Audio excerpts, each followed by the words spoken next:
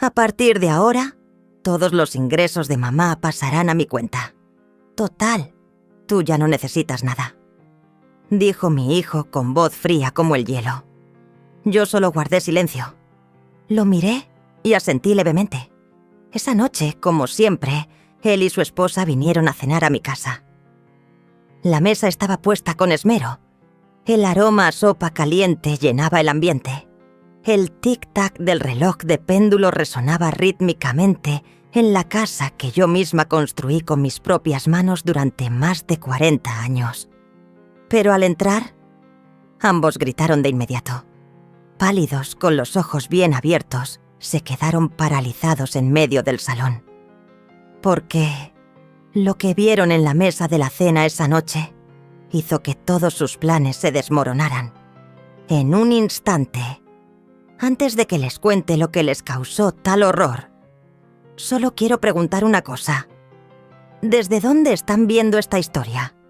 ¿Desde México o desde algún lugar lejano, donde también hay madres que han sufrido en silencio, solo para enseñar a sus hijos una última lección? Por favor, déjenmelo saber en los comentarios. Mi nombre es Aleidis Morales. Este año he cumplido 62 años. Cuando miro mis manos, veo claramente cada callo, cada marca profunda del paso de los años. Son el testimonio de una vida de trabajo incesante. Las agujas atravesando cada tela cuando era una joven costurera. Y luego, las veces que amasé harina, condimenté empanadas o tacos en el pequeño restaurante que con tanto esfuerzo levanté. Cada callo en mis manos. Cada línea profunda es una historia, un recuerdo de los días en que soporté sol y lluvia, vendiendo cada pastel, cada puntada para mantener a mi familia. Todavía recuerdo vívidamente la sensación de la aguja clavándose en la punta de mis dedos cuando era una costurera inexperta, o el calor sofocante de la estufa cada vez que hacía empanadas. Pero nunca me eché arrepentido. Todo ese sufrimiento fue por Leonel. Cada peso que gané con el sudor de mi frente, cada céntimo fue para Leonel, mi hijo. Esta pequeña casa mía no tiene lujos. Es solo un humilde hogar en un barrio popular de la Ciudad de México. Pero cada pared, cada objeto en la casa está lleno de recuerdos. Todo fue comprado con el dinero que con tanto esfuerzo gané. Gota a gota de sudor, la mesa de comedor desgastada, el viejo armario de copas, incluso los murales que yo misma pinté. Todo lleva la huella de los años que he vivido, sacrificándome por mi hijo. Cada vez que los miro, veo al pequeño Leonel corriendo por la casa. Veo su sonrisa inocente y mi corazón se llena de una calidez extraña. Leonel, mi único hijo, es toda mi vida. Su padre nos abandonó cuando él apenas empezaba a caminar, dejándome sola para arreglármelas. Desde aquel día, me juré a mí misma que nunca dejaría que a mi hijo le faltara nada. Todavía recuerdo vívidamente la sensación de vacío cuando aquel hombre se dio la vuelta y se marchó, dejándome con un bebé recién nacido.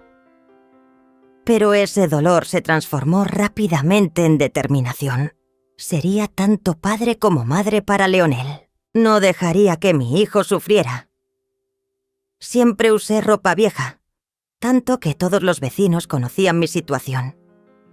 Mis comidas solían ser solo arroz y frijoles, lo más modesto posible, para ahorrar dinero para que Leonel comprara libros y material escolar, juguetes que sus amigos tenían, o ropa decente para que no se sintiera inferior a nadie en la escuela. Hice todo eso solo para que él fuera como los demás. Cada vez que Leonel me mostraba sus zapatillas nuevas o el libro que acababa de comprar, sentía una alegría inmensa, olvidando mis comidas frugales o mi ropa gastada. La felicidad de mi hijo era la felicidad de su madre. Fue una tarde de jueves, una tarde tan normal como cualquier otra, que parecía que no tendría nada de especial. Leonel y Sofía, su esposa, vinieron a visitarme. Se sentaron en la cocina y yo estaba afanada preparando café de olla. El aroma a canela y café llenaba la pequeña cocina. El olor a café de olla siempre me recordaba a mi abuela, a las tardes tranquilas de mi infancia. Puse 2 tazas de café humeante sobre la mesa. Leonel tomó un sorbo de café, luego dejó la taza.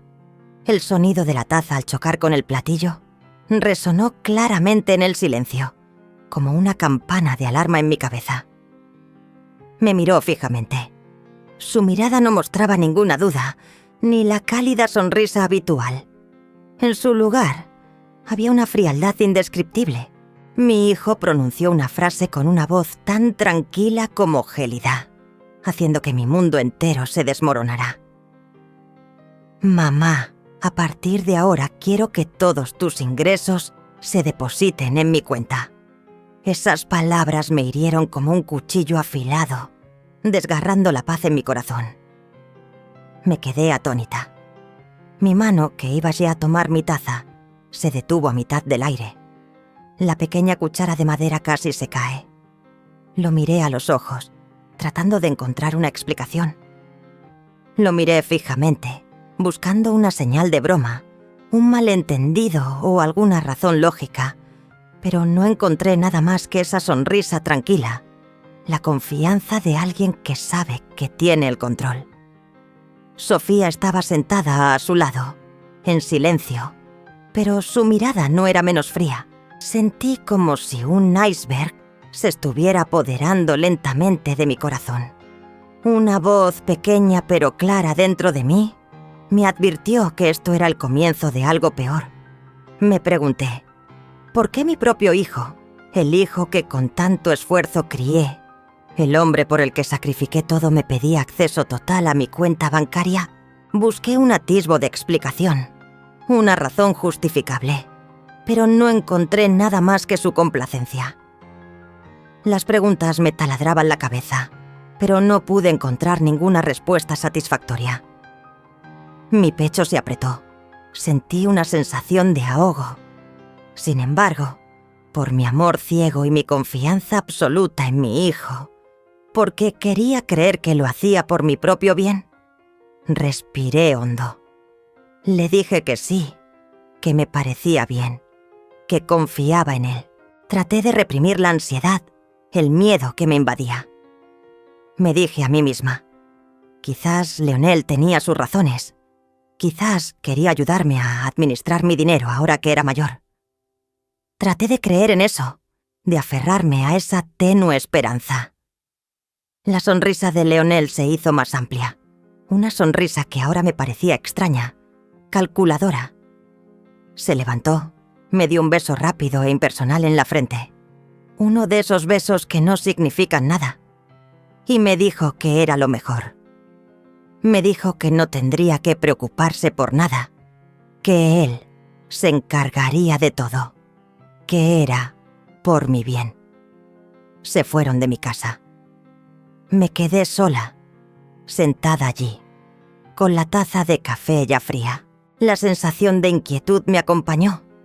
Las palabras de Leonel, por mi bien, flotaron en el aire mucho después de que se fueran, manteniéndome despierta esa noche. No pude dormir, solo me quedé mirando el techo, las palabras de mi hijo resonando en mi cabeza como una maldición. La oscuridad de la noche me envolvió, y con ella, un miedo vago al futuro. Era viernes por la noche, esa misma noche, como cada viernes durante los últimos 3 años. Había preparado la cena como de costumbre.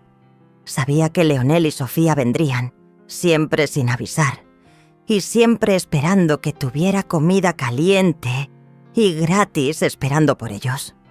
El aroma a mole poblano llenaba la cocina. Yo cuidadosamente coloqué cada plato en la mesa. Había pasado toda la tarde cocinando sus platillos favoritos, esperando que estuvieran contentos. Me esforcé por complacerlos, cocinando los platos favoritos de Leonel, como el rico mole poblano o el sabroso pozole, y puse la mesa con un hermoso mantel bordado a mano que yo misma hice. Incluso compré un flan en la panadería de la esquina, el postre favorito de Leonel. El mantel bordado a mano era algo que atesoraba mucho. Cada puntada contenía mi amor. Había limpiado la casa a fondo. Incluso quemé un poco de incienso para hacer el ambiente más acogedor. Quería que se sintieran cómodos, como en su propia casa. Pero ya había empezado a notar las señales. Nunca venían solos. Siempre estaba Sofía con su mirada fría y calculadora. Nunca venían a conversar, solo a comer y marcharse. A veces se quedaban solo una hora, a veces menos. También noté que nunca traían nada, ni una pequeña botella de tequila, ni un postre, nunca dinero para ayudar con la comida, nada. Una noche, después de que se fueron, me senté a calcular el costo de la cena, unos 270 pesos. Era una cantidad de dinero que no me sobraba, lo que significaba que tendría que trabajar horas extras en la tienda para recuperarla. Me di cuenta de que para Leonel, yo me había convertido en un servicio, un restaurante gratuito, un lugar al que podía ir a comer sin pagar, sin siquiera dar las gracias. Esa sensación era amarga, como una puñalada en el corazón. Recuerdo claramente los años que trabajé doble turno para que Leonel pudiera ir a la universidad. Yo había renunciado a reconstruir mi vida después de que su padre se fuera, porque no quería que mi hijo creciera con un padrastro. Viví en pequeños apartamentos precarios, vestí ropa vieja y gastada, y comí con la mayor austeridad para que él tuviera todo lo que necesitaba. Ahora sentía el peso de su ingratitud, como una pesada piedra en mi corazón. Recordaba las noches en vela en la máquina de coser, los sudores en el suelo de la oficina, todo por un futuro mejor para Leonel. Y ahora así me lo pagaba. Mis lágrimas se volvieron hacia adentro. Ese viernes por la noche, decidí vender algunos muebles valiosos de la casa para enviar un mensaje, para ver cómo reaccionaría, para confirmar lo que sospechaba en lo más profundo de mi corazón. El antiguo armario de caoba de mi abuela, heredado de generación en generación, estaba ligado a tantos recuerdos de mi infancia. El juego de comedor que había ahorrado para comprar con el bono después de años de trabajo. Cada silla era el resultado de tanto sudor y lágrimas. Ahora ya no estaban. Los vendí por una miseria, solo para tener dinero en efectivo, para crear un vacío, un cambio abrupto en esta casa, un cambio que creía que conmovería a Leonel. Me quedé sentada en silencio en la cocina vacía, en la casa vacía, escuchando. Una sensación de vacío me invadió, pero también había una expectación, una vaga esperanza de que esto haría que Leonel recapacitara. Los oí llegar. Oí sus pasos apresurados en la entrada. Oí el sonido de mi llave, la llave que le había dado, girando en la cerradura. Oí el chirrido de la puerta al abrirse. Y luego oí el grito.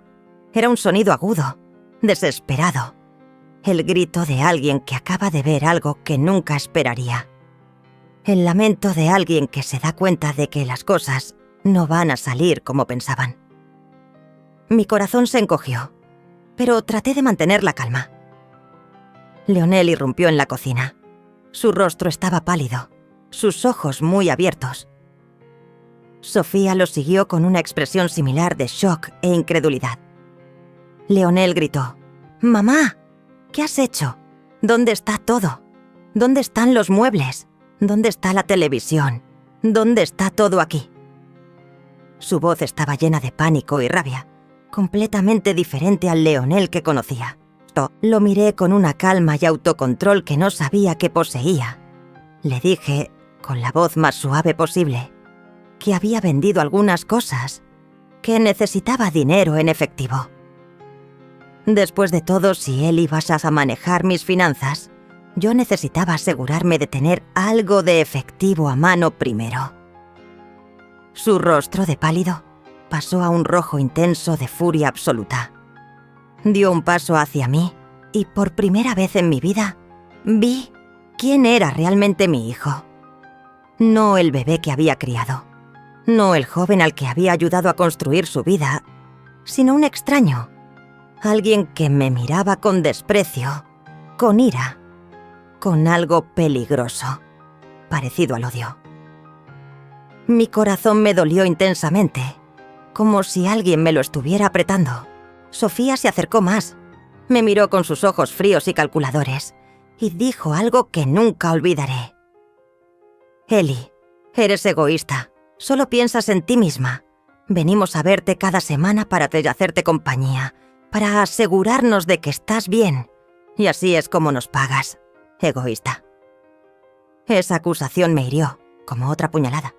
La última frase de Leonel. ¿Cómo vamos a sentirnos cómodos aquí? Lo cambió todo. No. ¿Cómo te sientes tú cómoda, mamá? Con calma, me levanté de la silla, los miré a ambos y les dije, con una voz más fuerte de lo que esperaba, que la cena no estaba lista, que no había cena y que si tenían hambre, podían ir a comer a otro sitio. El silencio que siguió fue pesado. Se fueron, saliendo de mi casa a toda prisa, cerrando la puerta de golpe, dejando un rastro de ira y amenazas implícitas.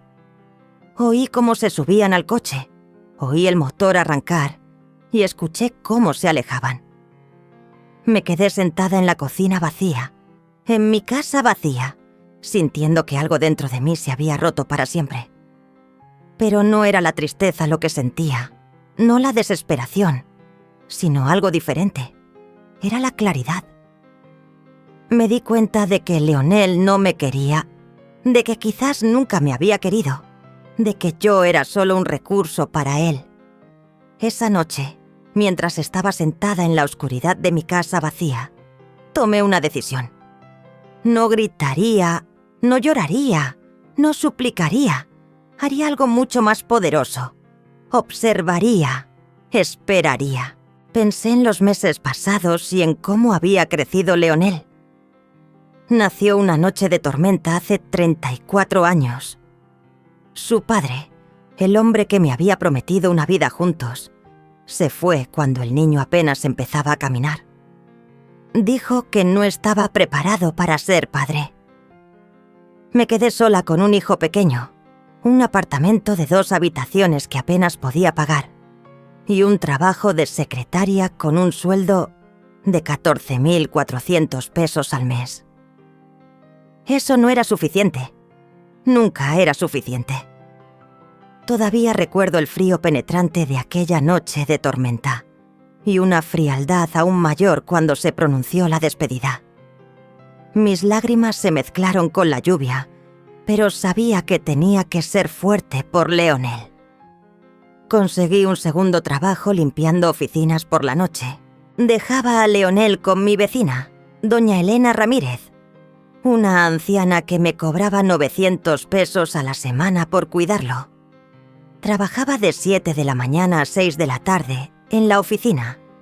Volvía a casa, le daba de comer a Leonel, lo bañaba, lo acostaba y luego me iba a trabajar a las 9 de la noche para limpiar edificios hasta las 2 de la madrugada. Dormía 4 horas y luego volvía a empezar. Hice esto durante muchos años. Cada mañana me levantaba con el cuerpo agotado, pero con solo ver la sonrisa de Leonel, recuperaba la fuerza. Recuerdo que Leonel siempre quiso las zapatillas de marca de 1.800 pesos que usaban los otros niños de la escuela. Comí arroz y frijoles durante todo un mes para pagar esas zapatillas. El sentimiento de ver a mi hijo radiante con sus zapatillas nuevas, a pesar de todo lo que tuve que sacrificar, seguía siendo una felicidad indescriptible. Cuando Leonel cumplió 18 años, quiso entrar en una universidad privada con una matrícula de 180.000 pesos al año. Fui al banco y pedí un préstamo. Me endeudé por los 4 años de matrícula, que terminé pagando durante más de 10 años.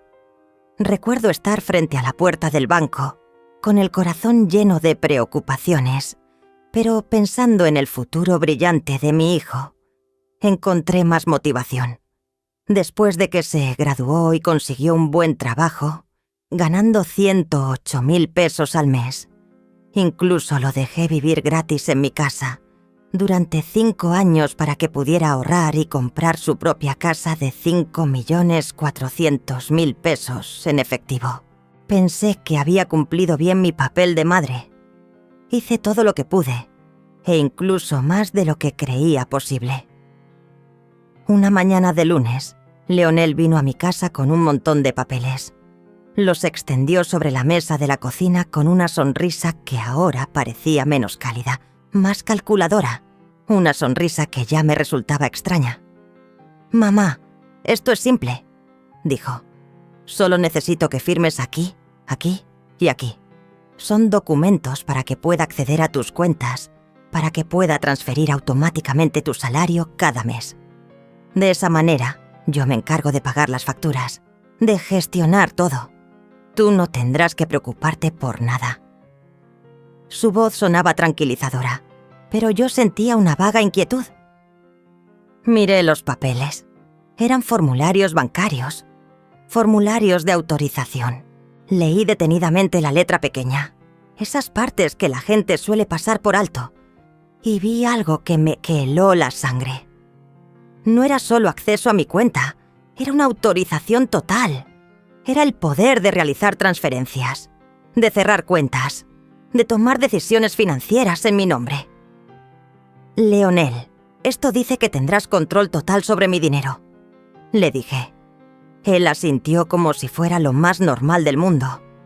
«Venga, mamá, así será más fácil, para que pueda encargarme de todo sin tener que preguntarte cada vez. Es por comodidad». «¿Comodidad?». Esa palabra resonó en mi cabeza. «¿Comodidad para quién?», me pregunté. Mi corazón se encogió. La sensación de inquietud se hizo cada vez más evidente. Cogí el bolígrafo que me ofreció. Lo sostuve en la mano y por un momento estuve a punto de firmar. Estuve a punto de dárselo todo, porque era lo que siempre había hecho. Confiar, ceder, creer. Pero entonces recordé la noche del viernes, su cara desfigurada por la ira al ver la casa vacía. Recordé sus palabras. Dejé el bolígrafo sobre la mesa. «¿Sabes, Leonel? Dame unos días para pensarlo. Quiero leerlo todo con calma. Quiero estar segura». Su expresión cambió en un segundo. Un destello de molestia cruzó su rostro antes de que volviera a sonreír. «Mamá, no hay nada que pensar. Esto es sencillo. Pero bueno, si quieres pensarlo unos días, está bien».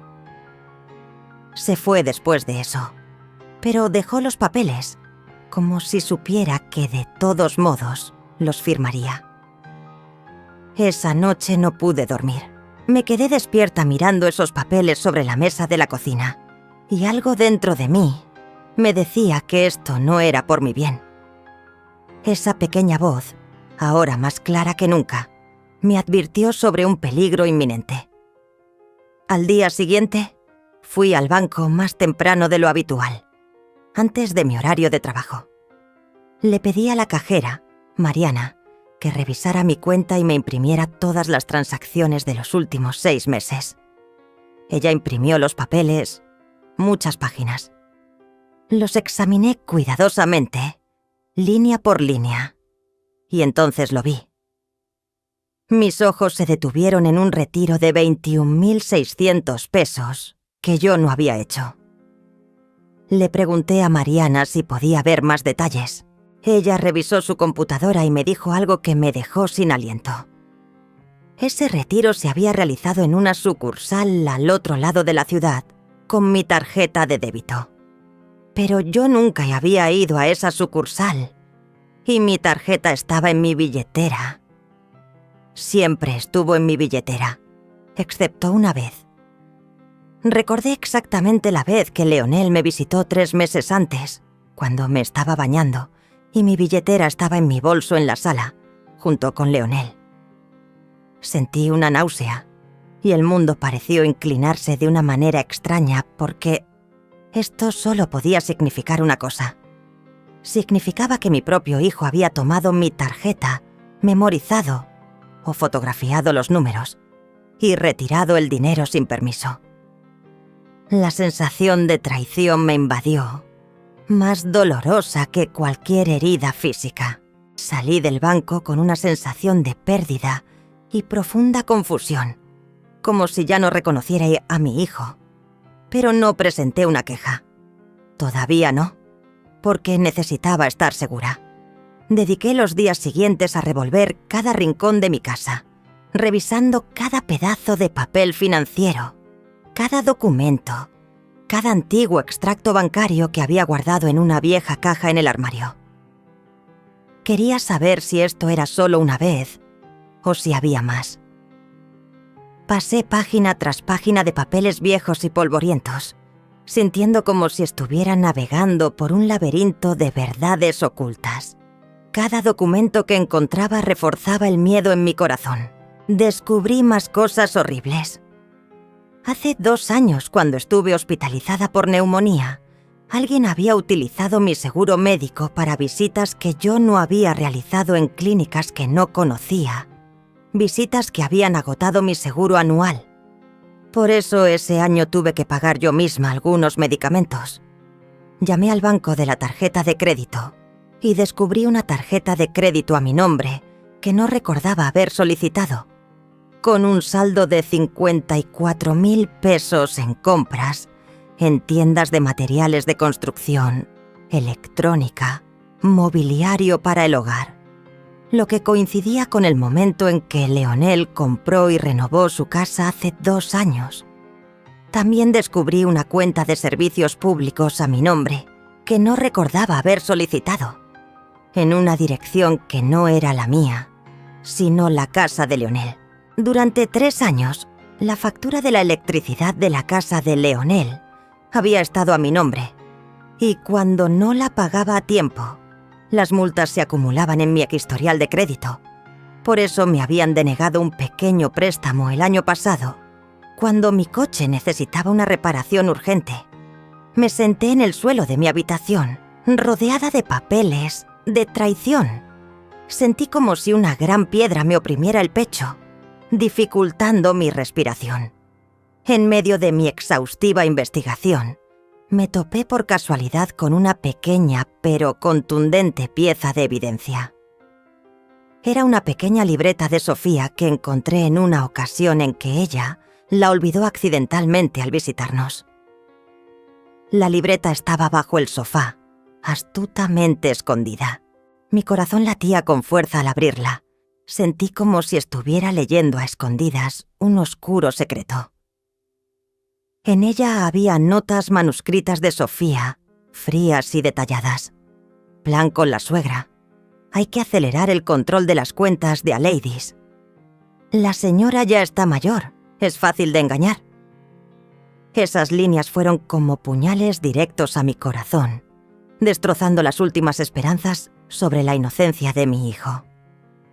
Yo confronté a Leonel en privado. Lo miré a los ojos, y Leonel no mostró arrepentimiento, sino que descaradamente culpó por completo a Sofía, argumentando que había sido manipulado por su esposa. «Mamá, Sofía me manipuló. Ella fue quien insistió con la idea.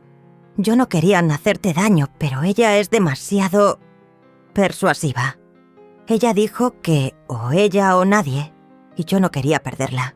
Su voz sonaba suplicante, pero en sus ojos vi un vacío, una aterradora falta de emoción.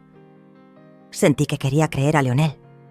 Una pequeña y frágil esperanza apareció de que mi hijo todavía tenía conciencia, de que solo era una víctima de su esposa.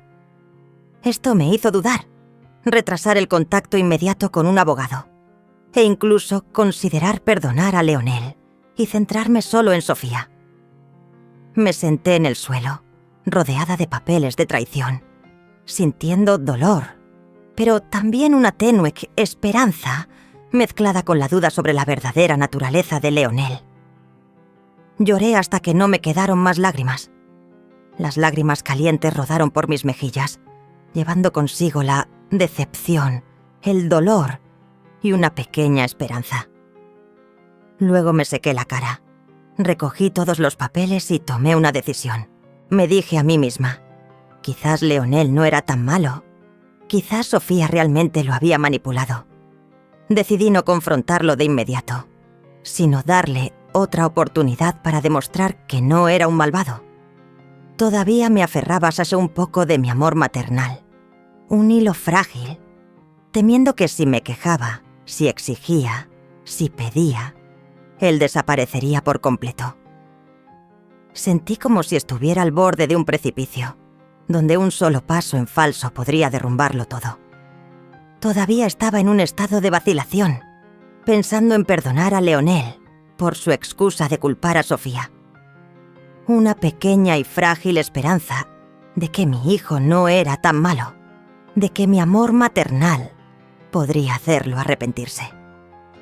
Continué mi vida diaria, pero con una vigilancia subyacente. No podía dormir bien. Me pasaba las noches en vela, mirando el techo.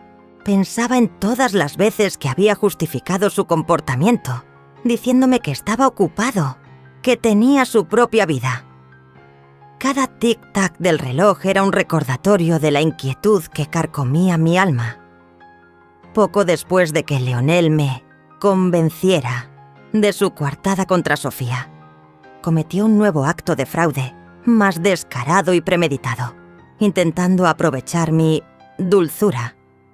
Fue un intento flagrante de transferir la propiedad de un pequeño terreno, de valor sentimental mío, a su nombre. Un pequeño terreno en mi pueblo natal que heredé de mis padres, donde se encontraban las raíces de mi familia, donde guardaba tantos recuerdos de mi infancia. Había falsificado documentos, intentando vender ese terreno sin mi consentimiento. Este intento no tuvo éxito gracias a que fui más cautelosa después de los descubrimientos anteriores. Y gracias a la intervención oportuna del banco, al detectar señales inusuales en la cuenta de una persona mayor. Leonel incluso me envió un correo electrónico con el contenido: «Gracias, mamá, por confiar en mí. Ahora arreglaré esas cuentas por ti», lleno de ironía, como una confirmación de su manipulación.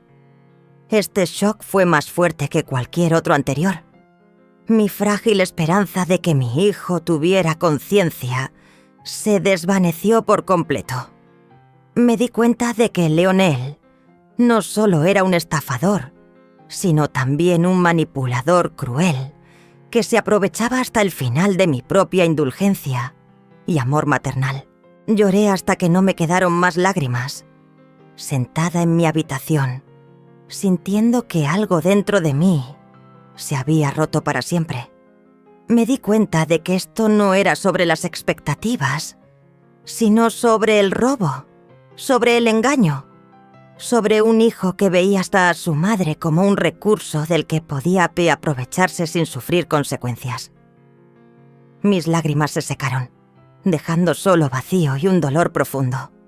No quedaba ni un rastro de duda. Me di cuenta de que ningún perdón podría cambiar la naturaleza de Leonel. Me limpié la cara, recogí todos los papeles y, de inmediato, hice algo que nunca había hecho. Fui a ver a un abogado. Era la pequeña oficina de Ricardo Vargas en el centro de la ciudad. Había visto un anuncio suyo en el periódico, ofreciendo consultas gratuitas. Entré sintiéndome pequeña, ridícula, una mujer de 62 años que iba a quejarse de su propio hijo. Pero el abogado Vargas era un hombre de unos 50 años, con cabello canoso y ojos amables. Me pidió que le contara todo y así lo hice. Le hablé del dinero perdido, de la tarjeta de crédito que no había solicitado, de las cuentas de servicios públicos, de los papeles que Leonel quería que firmara. Él escuchó sin interrumpir, tomando notas en una libreta.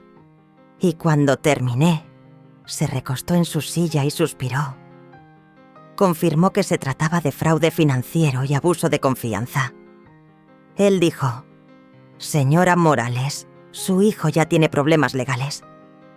Ha cometido varios delitos graves. El problema no es si usted quiere que tenga problemas o no.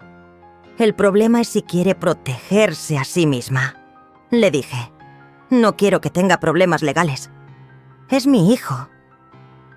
El abogado me miró con una expresión de comprensión y tristeza, pero no dijo nada más. Solo asintió lentamente. Salí de la oficina del abogado con un expediente lleno de formularios y una lista de cosas por hacer, sintiéndome aturdida pero también llena de determinación. Fui directamente al banco. Cambié todas las contraseñas. Pedí nuevas tarjetas de débito. Cerré la tarjeta de crédito fraudulenta y presenté una disputa formal. La cajera me ayudó en todo. Ella me miró con una mirada de complicidad y empatía. Cuando llegué a casa esa tarde, me sentí exhausta, pero extrañamente aliviada, como si un peso invisible que había cargado durante años se hubiera levantado. Había tomado una decisión y sabía que iba en la dirección correcta, aunque el camino por delante fuera difícil. Después de regresar a casa de la oficina del abogado y del banco, una extraña sensación de alivio me invadió, como si me hubiera quitado un peso de encima, pero el agotamiento también me abrumó. Sabía que había hecho lo correcto, que había dado el primer paso en el camino hacia la justicia, pero también sabía que el camino por delante era largo y difícil. Una voz dentro de mí susurró: «A ladies, esto es solo el principio. Nunca bajes la guardia». Me senté en la vieja silla de la cocina, mirando por la ventana, donde la luz de la tarde se desvanecía lentamente. Mi corazón todavía estaba lleno de pensamientos errantes, pero sabía que no podía derrumbarme en este momento. Pasé la mañana siguiente organizando todo en mi casa. El montón de papeles que había recogido de viejos cajones, de la caja en el armario, ahora tenía un significado completamente diferente. Cada factura vieja, cada extracto bancario amarillento, cada una de mis notas era una prueba, una pieza del rompecabezas de la dolorosa verdad sobre Leonel. Los puse en un gran archivador azul que había comprado a toda prisa en la pequeña papelería cerca del mercado. Copié todo con cuidado, página por página, bajo la tenue luz de la ventana de la cocina. Luego, guardé los originales en un lugar seguro que nadie conocía, en el fondo del viejo baúl de cedro de mi madre, donde guardaba mis objetos más preciados, un lugar que solo yo sabía cómo abrir. Solo dejé las copias en el archivador. Pensé, si algo me pasaba, si Leonel intentaba hacer algo, habría pruebas, habría evidencia irrefutable. También escribí una carta que detallaba todo lo que había descubierto, todo lo que Leonel había hecho. La puse en un sobre cuidadosamente sellado, con instrucciones claras de que solo debía abrirse en caso de emergencia. Hice otra cosa que el abogado Vargas me había sugerido esa mañana. Fui a la compañía de agua y electricidad. Llevé todos los documentos que el abogado me había ayudado a preparar. La declaración jurada notariada, una copia de mi identificación, prueba de que nunca había vivido en la dirección donde estaba registrada la cuenta de servicios públicos de Leonel. Fui al mostrador de atención al cliente. Hice fila bajo las brillantes luces fluorescentes. Había unas 6 o 7 personas delante. Cuando llegó mi turno, presenté cada documento, cada palabra, explicando claramente que esa cuenta no era mía, que nunca se había vivido en esa dirección. La mujer en el mostrador, ella tenía un aspecto comprensivo. Su nombre era Esmeralda. Revisó su computadora, tecleando rápidamente. Ella dijo que tenía que presentar una declaración jurada oficial, que la compañía comenzaría una investigación, que la cuenta se transferiría al nombre correcto de Leonel o se cerraría, y que yo ya no sería responsable. Sentí como si una cadena invisible se hubiera quitado de mis hombros. Otro peso se había levantado. Después, fui a la oficina de crédito, una pequeña y concurrida oficina en un edificio antiguo, escondida en un callejón que tuve que preguntar varias veces para encontrar. La habitación estaba sofocante con el olor a papel viejo y sudor. Pedí un informe completo de mi historial de crédito. El empleado me entregó un documento voluminoso, lleno de números y símbolos. Me senté en una silla de plástico rígida en la sala de espera y leí página por página. Y había algo más que yo no sabía. Un préstamo personal de 90.000 pesos registrado a mi nombre 2 años antes. Un préstamo que nunca se había pagado por completo y ahora estaba en cobro. Sentí que la ira me subía por la garganta como bilis, amarga. Marqué cada elemento fraudulento con un marcador amarillo. Rellené los formularios de disputa uno por uno con letra clara y firme. Cuando salí de esa oficina, eran casi las 3 de la tarde. El sol de México en octubre me golpeaba la cara, haciéndome sudar. Las calles estaban llenas de gritos de vendedores, de ruido de coches. No había comido nada desde el desayuno, pero no tenía hambre. Tenía algo más fuerte que el hambre. Tenía un propósito, una pequeña llama que ardía dentro de mí, creciendo cada vez más. De camino a casa, pasé por la casa de mi querida amiga doña Elena Ramírez, mi vecina de 70 años que había vivido a mi lado durante décadas. Llamé a su puerta. El sonido del golpe resonó en el silencio. Abrió la puerta con una expresión de sorpresa. «Aleides, qué sorpresa. Pasa, pasa». Entramos en su sala de estar. La habitación era acogedora, con pequeñas estatuas de santos y el suave aroma sexta incienso del altar ancestral. Me ofreció café y acepté. Nos sentamos en el viejo sofá. Ella me miró con sus ojos sabios que habían visto muchas cosas en la vida. «Te ves diferente, Aleides», dijo. «No sé qué es, pero hay algo diferente en ti. Te ves más fuerte, como si hubieras encontrado una nueva fuerza». Le conté toda la historia, sin ocultarle nada. Le hablé de Leonel, de la traición, de todo lo que había descubierto, desde los retiros robados hasta las tarjetas de crédito y las facturas de servicios públicos. Hablé durante casi 1 hora sin parar. Mi voz a veces se quebraba por la emoción, pero trataba de mantener la calma. Doña Elena escuchó sin interrumpir, asintiendo de vez en cuando, con una expresión que mezclaba tristeza y algo parecido al reconocimiento. Cuando terminé de hablar, ella suspiró profundamente. «Aleides, sabía que algo no andaba bien. Lo veía cada viernes cuando él venía, la forma en que te trataba, como si fueras un servicio. Pero no dije nada porque no era mi asunto, pero me alegro de que finalmente hayas visto la verdad». Ella me tomó la mano entonces. Sus dedos estaban fríos, pero su agarre era firme, transmitiéndome una fuerza invisible, una sensación de apoyo. «Necesito pedirte un favor», dije. Mi voz se suavizó. «Necesito que seas mi testigo. Necesito que si Leonel viene e intenta decir que estoy confusa, que estoy perdiendo la cabeza, tú puedas confirmar que no es cierto, que estoy completamente lúcida». Ella asintió sin dudarlo. «Por supuesto, Aleides. Y más aún, si necesitas un lugar donde quedarte, si te sientes insegura en tu casa, mi puerta siempre estará abierta para ti. Considera esta tu casa». Esas palabras me llenaron de una gratitud tan profunda que casi me hicieron llorar. Pero no lloré. Ya había llorado bastante. Ahora era el momento de actuar. De vuelta en mi casa esa noche, organicé todos los documentos que había recopilado en el gran archivador azul. Copié todo con cuidado, página por página, bajo la tenue luz de la lámpara de mi escritorio.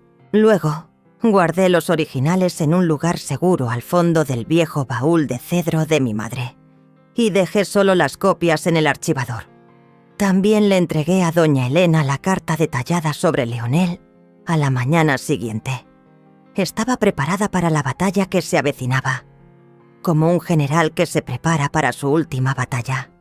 Los días siguientes transcurrieron con una extraña quietud, como si el mundo entero contuviera el aliento, esperando a ver qué sucedería después.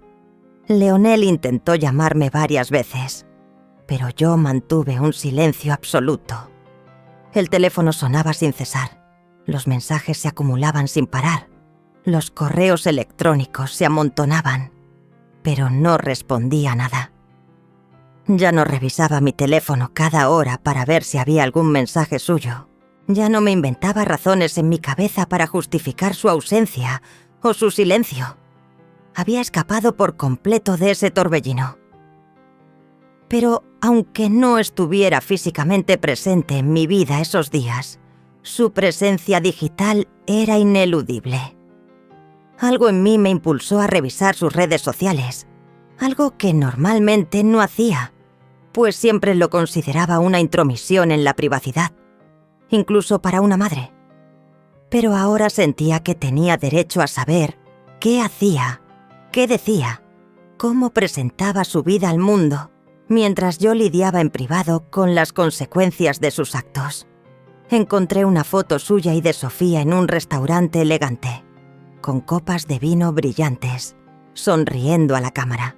El pie de foto hablaba de celebrar la liberación de energías tóxicas y de rodearse solo de personas que aportaban valor a la vida, como si yo fuera la toxicidad de la que necesitaba liberarse. Como si mi negativa a ser despojada aún más fuera una especie de negatividad que él era lo suficientemente sabio como para eliminar de su existencia. Me quedé mirando la pantalla, sintiendo una mezcla de incredulidad y asco, porque todos sus seguidores ignoraban que el hombre al que elogiaban había estado robando a su propia madre durante años. Luego, me llamó y me pidió que fuera así a su casa para resolver esto. «Mamá, necesitamos hablar. Mañana ven a mi casa a cenar. Tenemos que resolver esto». Su voz por teléfono sonaba tensa, pero aún mantenía un tono autoritario. No era una invitación, era una orden. Pero ahora, después de todo lo que había descubierto, yo solo sentía una fría calma. «Mañana no puedo», le dije. «Estoy ocupada». «¿Ocupada? ¿Mamá? ¿En qué puedes estar ocupada?» Su voz sonaba impaciente. «Lo que estoy ocupada es importante para mí», dije. Mi voz también se endureció. «Ahora hay otras cosas más importantes para mí». Al otro lado de la línea hubo silencio. Un silencio pesado de sorpresa y desagrado. «Mamá, estás actuando muy extraño, mamá. No sé qué te pasa, pero necesitas dejar de ser terca y firmar esos papeles. Esto es por tu bien». De nuevo esas palabras, «por tu bien», como si robarme fuera un acto de amor. «Leonel», le dije con una voz que sonó más firme de lo que esperaba, «no voy a firmar nada. Y creo que necesitamos tener una conversación muy seria sobre algunas cosas». «¿Sobre qué cosas?», preguntó. Su voz sonaba diferente ahora, más cautelosa, más precavida. «Sobre el dinero que ha salido de mi cuenta sin permiso, sobre la tarjeta de crédito que no solicité, sobre las cuentas de servicios públicos a mi nombre, en direcciones donde no vivo». El silencio que siguió fue absoluto, tan denso que casi pude sentirlo a través del teléfono. «No sé de qué estás hablando», dijo finalmente. Su voz sonaba controlada, pero pude sentir el pánico subyacente. «Creo que sí lo sabes», le dije. «Y creo que necesitas pensar muy bien lo que vas a decir a continuación». «Mamá, estás delirando, estás confundida. Quizás necesitas ver a un médico». Esa era la carta que sabía que usaría. La carta que me haría parecer senil, confundida, indefensa. No estoy confundida, Leonel. Tengo todos los papeles, tengo todas las pruebas, y ya hablé con un abogado. Otro silencio, esta vez más largo, más pesado. ¿Hablaste con un abogado? Su voz ahora era casi un susurro, casi una amenaza. Sí, y me explicó exactamente lo que hiciste. Me explicó lo que es el fraude. Me explicó lo que es ilegal. Mamá, no puedes hablar en serio. Soy tu hijo. Todo lo que he hecho ha sido para ayudarte. ¿Ayudarme? Leonel, me has robado durante años.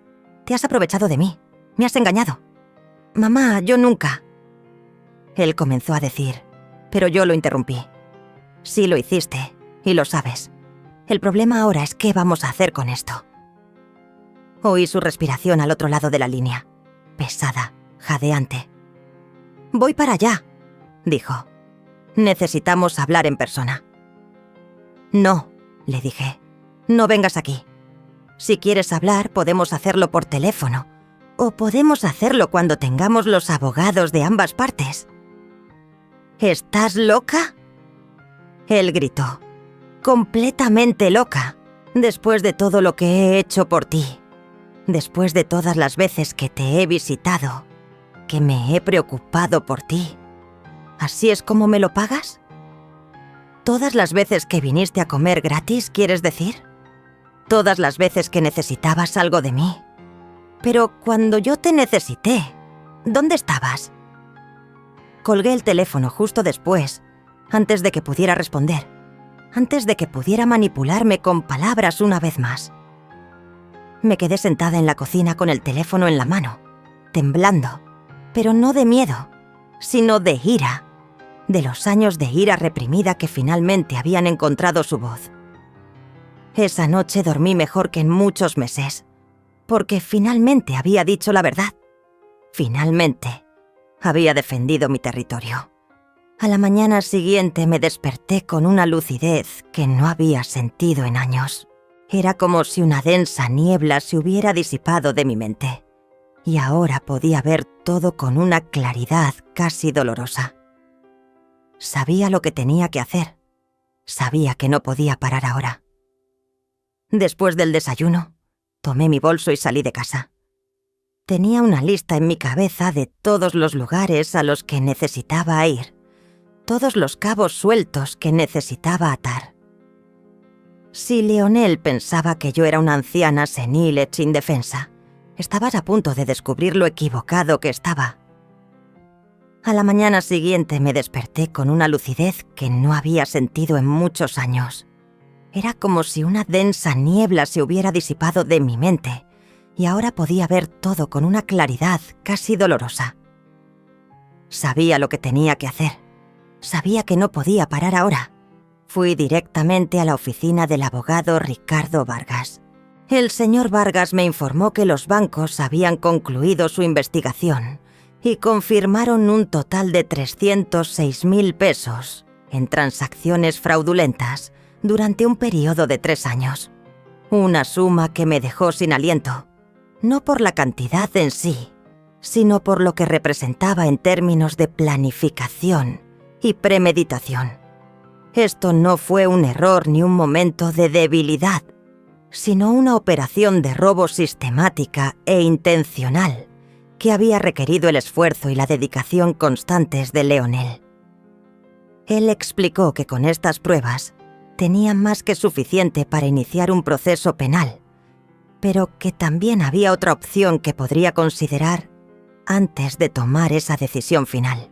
Esa opción era enviar una carta de demanda formal a Leonel, dándole la oportunidad de devolver el dinero robado y compensar los daños antes de proceder con acciones legales más severas.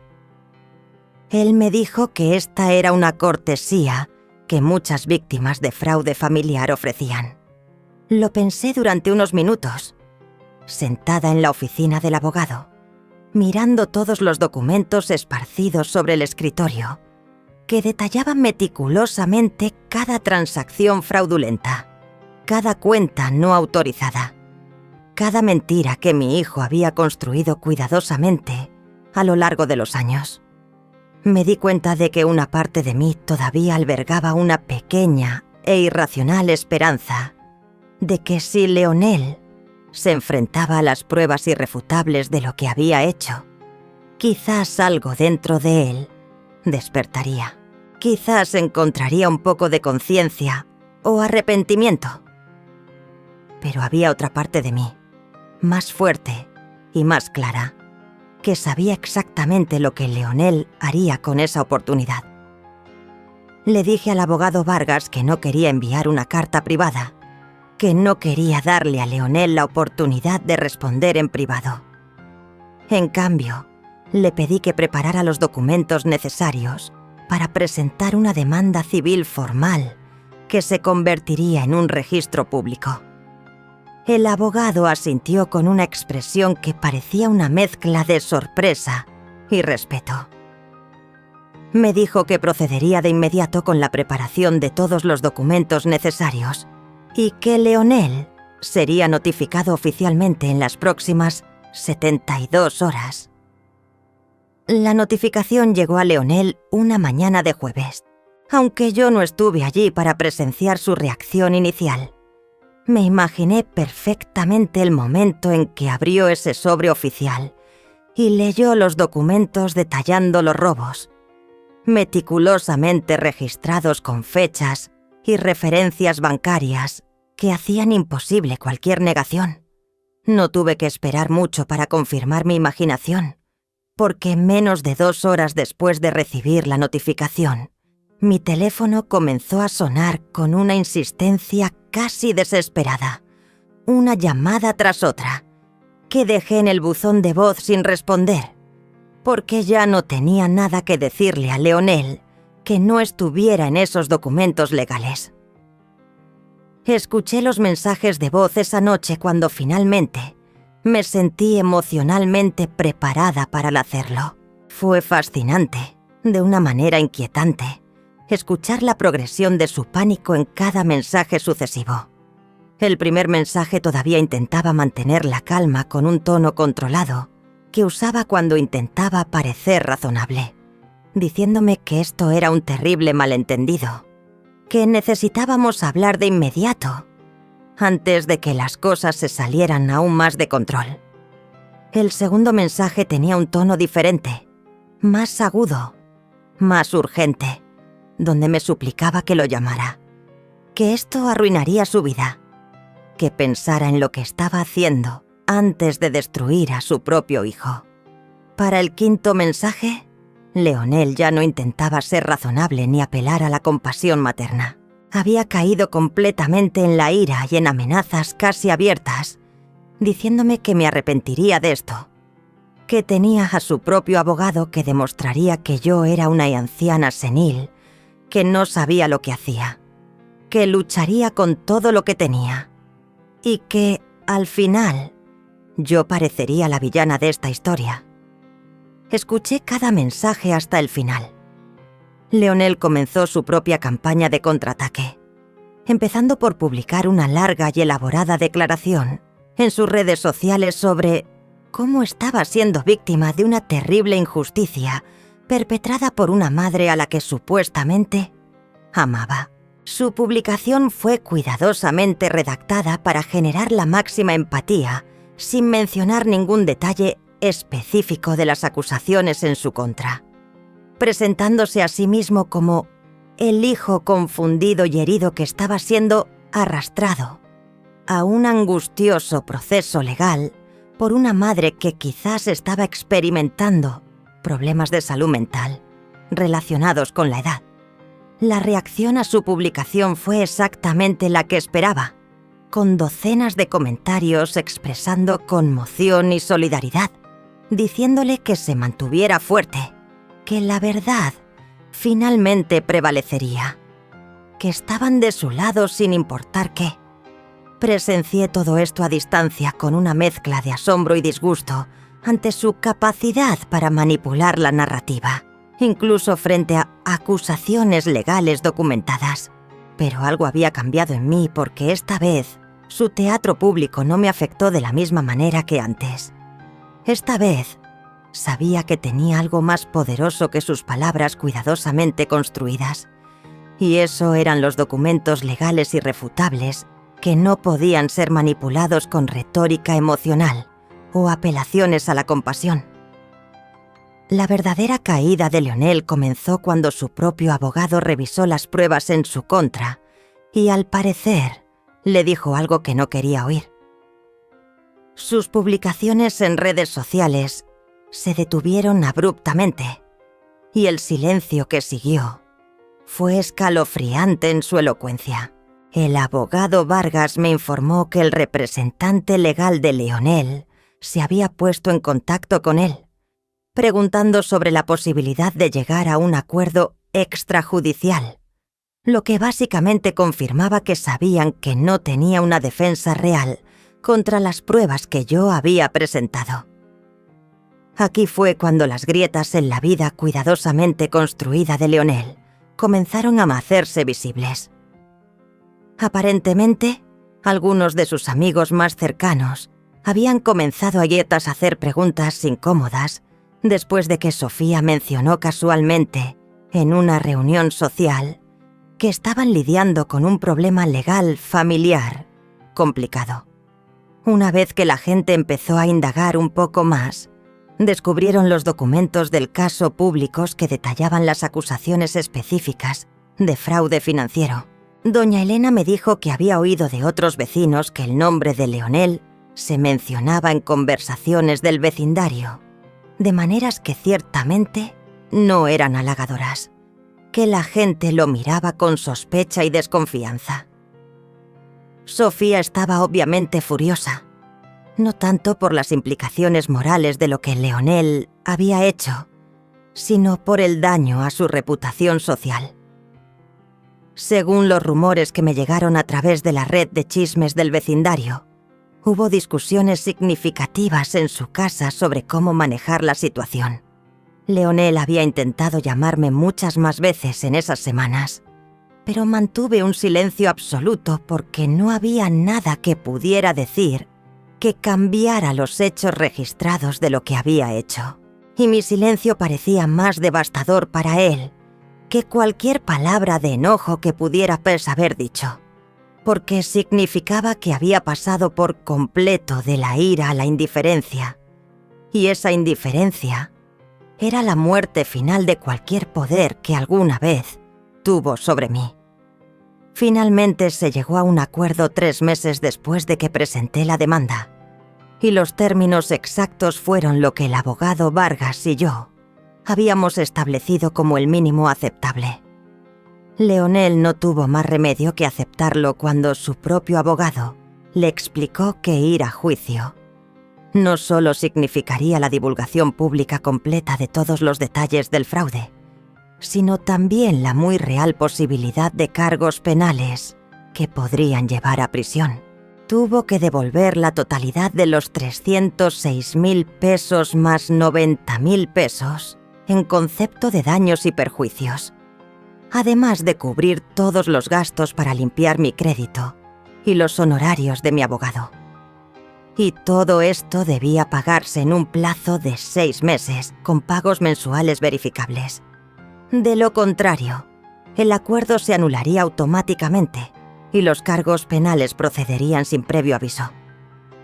Pero más allá del dinero, que sinceramente nunca fue el punto principal de todo esto, el acuerdo incluía una cláusula que yo insistí en añadir y que el abogado Vargas inicialmente pensó que era innecesaria, pero para mí era absolutamente esencial.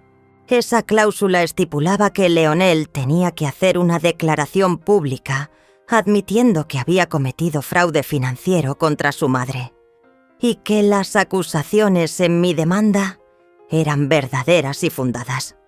Luchó contra esa cláusula más que contra cualquier otra parte del acuerdo, porque él sabía exactamente lo que significaría para su imagen cuidadosamente cultivada reconocer públicamente que todo lo que había dicho sobre ser víctima de una madre tóxica era una mentira diseñada para encubrir sus propios crímenes. La declaración apareció en sus redes sociales un martes por la tarde.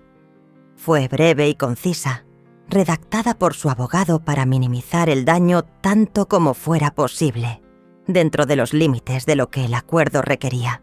Pero, de todos modos, las palabras estaban allí en blanco sobre negro, admitiendo que había accedido a cuentas bancarias sin autorización, que había abierto tarjetas de crédito utilizando información de otra persona y que había cometido graves errores de juicio que lamentaba profundamente. El impacto. Los comentarios debajo de esa publicación fueron una locura, con personas que antes lo habían apoyado incondicionalmente, ahora expresando conmoción y decepción, mientras que otros que parecían haber sospechado algo durante mucho tiempo se sintieron reivindicados en sus dudas. Yo presencié todo ese drama digital con una sensación de finalidad que no tenía nada que ver con la satisfacción o la venganza, sino simplemente con el tranquilo reconocimiento de que la verdad finalmente había sido dicha públicamente. El primer pago llegó a mi cuenta exactamente en la fecha estipulada, y cada pago posterior también llegó a tiempo, porque Leonel sabía que un solo pago atrasado significaría consecuencias que él, ciertamente, no podía permitirse enfrentar. Después de que se realizó el último pago de Leonel, en total cumplimiento de los términos del acuerdo, supe que todo había terminado legalmente. Ya no tenía nada que decirle, nada que él pudiera quitarme o usar en mi contra. Leonel me llamó por última vez. Esta vez respondí al teléfono porque sabía que ya no había nada que pudiera quitarme o usar en mi contra. Escuché su voz diferente, más suave, más humilde, pero supe que no había arrepentimiento real. En lugar de preguntar por mi salud o disculparse sinceramente, Leonel soltó palabras que sonaron preocupadas, pero que en realidad eran una fría amenaza, intentando sembrar miedo sobre mi soledad de impotencia en la vejez. «Mamá, siento mucho lo que pasó, pero, ¿sabes? Todo esto me ha enseñado una cosa. La familia es importante. Y si me alejas, ¿quién te cuidará cuando seas vieja y estés sola? ¿Quién te traerá medicinas? ¿Quién te visitará? Piénsalo bien, mamá. No tienes a nadie más. Yo soy todo lo que tienes. Ten cuidado con hacer algo estúpido». Escuché su pregunta en silencio antes de responder con las palabras que había preparado en mi mente durante meses. Me di cuenta de que no era una disculpa, sino una amenaza cruel. Un último intento de manipularme, de hacerme arrepentirme de mi decisión. Cualquier última chispa de esperanza de que mi hijo pudiera cambiar se desvaneció. Colgué el teléfono sin decir una palabra más, dejando un silencio prolongado tras mis palabras y luego un sonido que pudo ser un sollozo o simplemente un jadeo al otro lado de la línea. Esa fue la última vez que hablé con Leonel, porque algunas puertas, una vez cerradas, deben permanecer cerradas, no para castigar, sino para proteger. Con el dinero recuperado, 306.000 pesos más 90.000 pesos de indemnización, hice algo que quizás él nunca esperó que hiciera. En lugar de simplemente añadirlo a mis ahorros o usarlo para reemplazar los muebles que había vendido, compré un boleto de autobús de larga distancia a un pequeño pueblo costero, a cientos de kilómetros de donde había vivido toda mi vida. Encontré una pequeña casa de 2 dormitorios de color aguamarina, con un jardín donde por fin pude plantar las bugambillas y los hibiscos vibrantes que siempre había deseado, pero nunca tuve tiempo de cuidar cuando trabajaba en 2 empleos. La casa costaba 3.600.000 pesos y la pagué en efectivo. Cuando firmé los papeles de compraventa, sentí algo que solo puedo describir como un renacimiento. Esta casa era mía de una manera que ningún otro lugar lo había sido antes. comprada con dinero recuperado a través de la justicia, no ganado a través de sacrificios incesantes. Vivo una vida nueva, tranquila y libre. Paso las mañanas tomando café en el jardín, viendo crecer las flores que yo misma planté. Me despierto cuando mi cuerpo quiere despertarse, no cuando el despertador me obliga. Cocino las comidas que me gustan, sin pensar en las preferencias de los demás. Paso las tardes leyendo los libros que siempre quise leer, pero nunca tuve tiempo. Y por las noches me siento en mi pequeño porche, escuchando el sonido lejano de las olas y sintiendo una profunda gratitud. No por lo que tengo materialmente, sino por lo que finalmente he comprendido sobre mi propio valor. Cerré la puerta a Leonel, no por odio, sino por dignidad. Supe por doña Elena, quien de vez en cuando me visitaba cada pocas semanas, trayendo chismes del viejo barrio y noticias de gente que conocíamos, que Leonel había perdido su reputación, su buen trabajo, y finalmente, Sofía también lo había dejado. Él se vio obligado a vender la gran casa que había sido un símbolo de su falso éxito, para cubrir sus deudas y gastos legales. Ahora vive en un apartamento de alquiler mucho más modesto, haciendo trabajos peor pagados. Yo sé que él nunca se arrepintió. Solo fue un ser egoísta e ingrato, que ahora debe enfrentarse a una vida solitaria y fallida, causada por sí mismo. Esta fue mi victoria, no en el dinero recuperado ni en el reconocimiento público de Leonel, sino en que me salvé de décadas de condicionamiento que me habían enseñado que el valor de una madre se medía por lo mucho que podía dar y lo mucho que podía soportar. Aprendí que decir no es un acto de amor propio, que establecer límites no es crueldad, sino una necesidad, y que proteger tu paz no es egoísmo, sino sabiduría. Y ahora vivo cada día como un testimonio de esas lecciones, aprendidas demasiado tarde, pero no demasiado tarde, para ser importantes. Cerré esa puerta con Leonel, no por venganza, sino por dignidad. Y esa diferencia marca toda la diferencia porque significa que gané, no al convertirlo en mi enemigo, sino simplemente al negarme a seguir siendo mi propia víctima. La vida a veces nos da las lecciones más amargas de la persona que más amamos. Pero, a través de todo, entendí que hay dolores que no son para la venganza, sino para el despertar.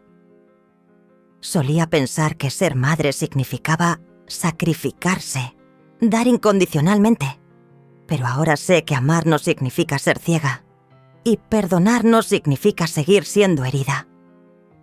Mi hijo me lo enseñó, de la manera más cruel, la traición. Pero fue de esa traición que me reencontré a mí misma, la mujer que había olvidado su propio valor en los años de sacrificio. El día que dejé de suplicar el amor de mi hijo ingrato, fue el día que comencé a aprender a amarme a mí misma. Me di cuenta de que la justicia a veces no viene de los tribunales, sino del momento en que nos atrevemos a levantarnos y decir, «Basta, si estás viendo esta historia, quizás tú también has sufrido, has guardado silencio, has creído que la paciencia era la forma de mantener unida a la familia. Pero por favor recuerda, nadie merece ser despreciado, especialmente quien ha entregado todo su amor. Elegí cerrar el pasado, no para huir, sino para vivir una nueva vida, en paz, libre y serena en mi corazón. ¿Y tú?